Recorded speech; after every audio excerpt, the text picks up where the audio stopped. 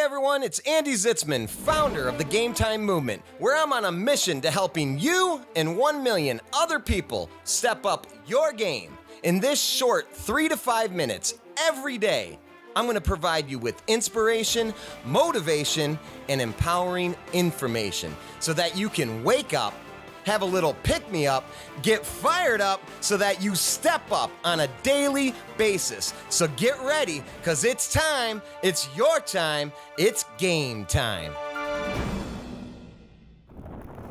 Hey, what's up everyone? It's Andy Zitzmann and welcome to today's show. Today, I gotta tell you, I'm still very much under the weather. I just got back from urgent care. I got a fever, the flu, and an upper respiratory infection. So I'm doing my best to get on here and just give you a quick message, hopefully one that moves you and inspires you.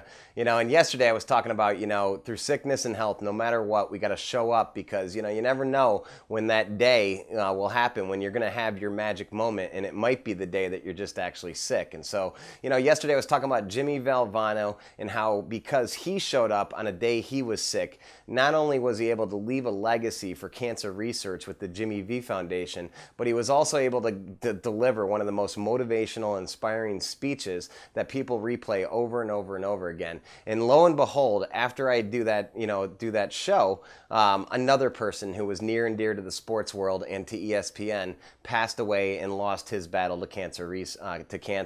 And Stuart Scott, who was my favorite sportscaster on SportsCenter on ESPN, he was a pioneer in the world. He brought hip hop and kind of a unique flair to sportscasting. And there's a lot that we can learn from what Stuart Scott just went through, some of the words that he shared before he passed away, and I'm going to share those with you today. And really how he lived his life and how he stayed true to his style and to his unique, different qualities, so that ultimately he could pave his way and do it the way that he thought was right. And so Stuart Scott passed away. His story real quick was 2007. He got diagnosed with cancer. He beat it, and he went into remission. Everything was gone. And then 2011, the cancer came back. And again, he beat it again in 2011, 2012, thought he was clear, thought everything was good. And then 2013, the cancer came back yet again. And this time around, just yesterday, he passed away.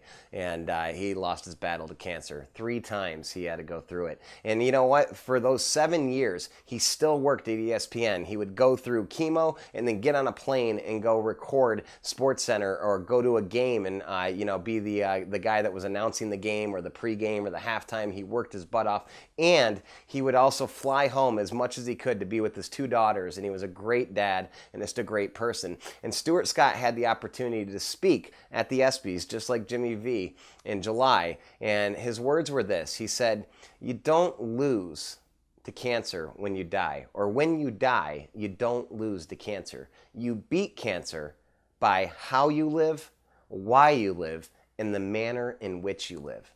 Now listen, many of us, may not experience cancer or haven't had cancer, but those words are so powerful because it's true in life and business and all that we do. It's all about how we live, why we live, and the manner in which we live. And Stuart Scott, even well before he got cancer, was all about, living a way that, the way he lived was his way. He was true to himself. He said, he kind of had his own brand, his own style, and he stayed true to himself. Michael Jordan actually said some things about Stuart Scott yesterday too. He said, because Stuart Scott was willing to stick to his style, not only did he change the face of sports and sports broadcasting, but he also became a star, and he impacted so many people's lives. Because the reality is this, when Stuart Scott first got started, he's an African-American, he's black, and, there weren't a lot of black African-American sportscasters on ESPN, or in general, and he brought kind of a unique hip-hop flair to it. So, quite frankly, a lot of people didn't like it. He got a lot of hate mail,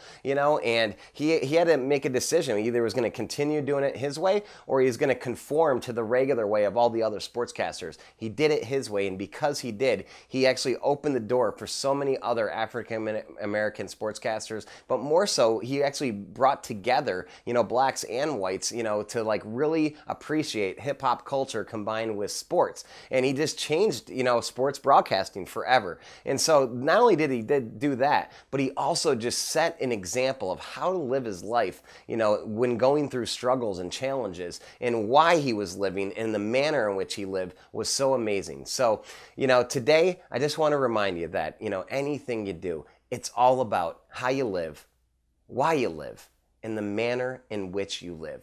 And to always be true to yourself and your style. And if you do that consistently, you're going to have an amazing life, you're going to have an amazing business, and you're going to impact a lot of people. It's game time.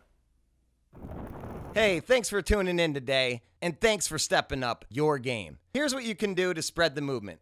Go to GAMETIMEMovement.com and be sure to share your Game Time Moment of the day, your GMOTD, so that others will feel compelled to share their Game Time moments too.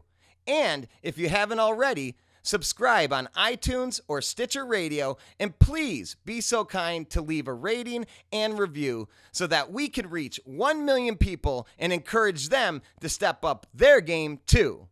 This is Andy Zitzmann, reminding you, it's your time, it's game time. Till next time.